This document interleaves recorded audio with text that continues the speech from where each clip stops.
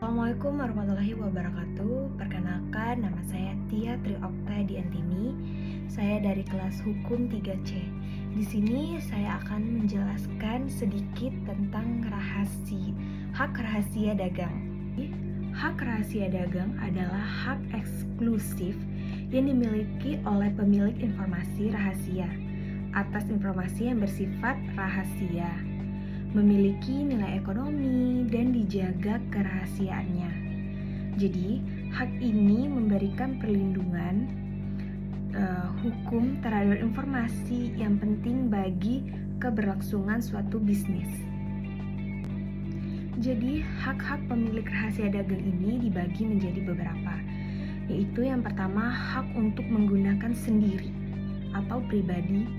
Jadi, pemilik berhak memanfaatkan suatu rahasia dagang untuk kepentingan bisnisnya sendiri. Dan yang kedua, hak untuk memberikan lisensi, yaitu pemilik dapat memberikan izin kepada pihak lain untuk menggunakan suatu rahasia dagangnya ini dengan syarat tertentu. Yang ketiga, hak untuk melarang pengguna oleh pihak lain, yaitu pemilik suatu rahasia ini juga berhak untuk melarang pihak lain untuk menggunakan rahasia dagang tanpa izin. Dan yang terakhir yaitu yang keempat, hak untuk melarang pengungkapan kepada pihak ketiga, yaitu pemilik juga berhak nih untuk mencegah pihak lain untuk mengungkapkan suatu rahasia dagang kepada orang lain. Nah, di sini juga ada lingkup perlindungan rahasia dagang. Yang pertama itu informasi. Jadi informasi ini berbagai jenis juga. Contohnya, informasi dapat dilindungi sebagai rahasia dagang.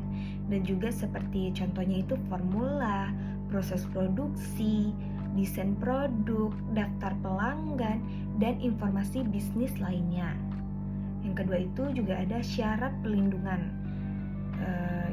Itu tuh salah satu informasi harus memenuhi 3 syarat.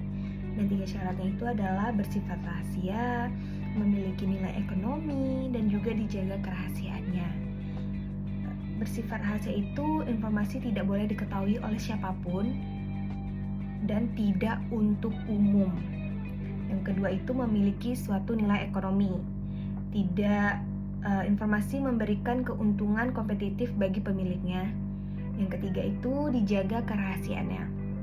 Pemilik telah mengambil sebuah langkah-langkah yang wajar untuk menjaga kerahasiaan informasi tersebut.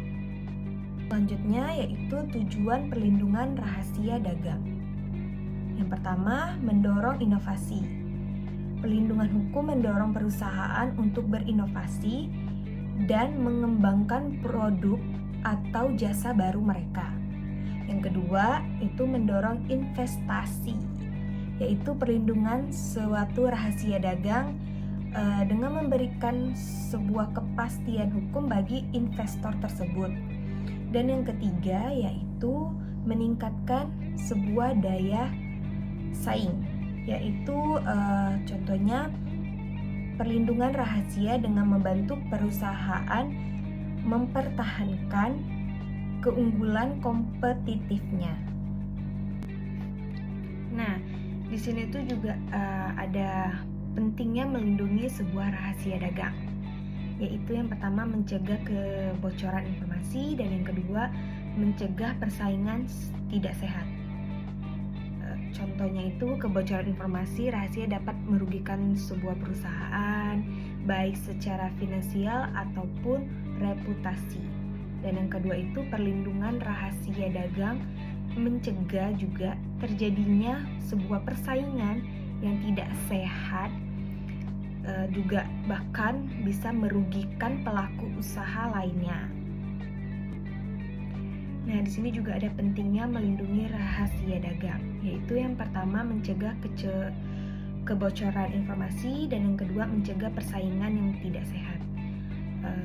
Misalnya, kebocoran informasi rahasia dapat merugikan sebuah perusahaan lain, baik secara finansial ataupun reputasi.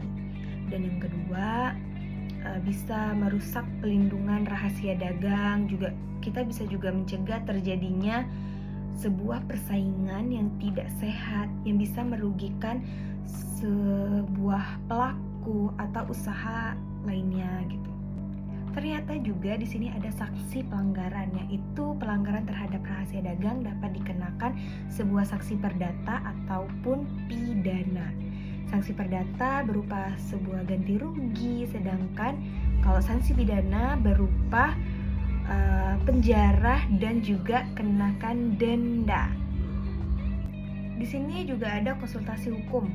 Jika Anda memiliki sebuah pertanyaan lebih lanjut mengenai sebuah rahasia dagang, kalian sebaiknya juga berkonsultasi dengan seorang ahli hukum.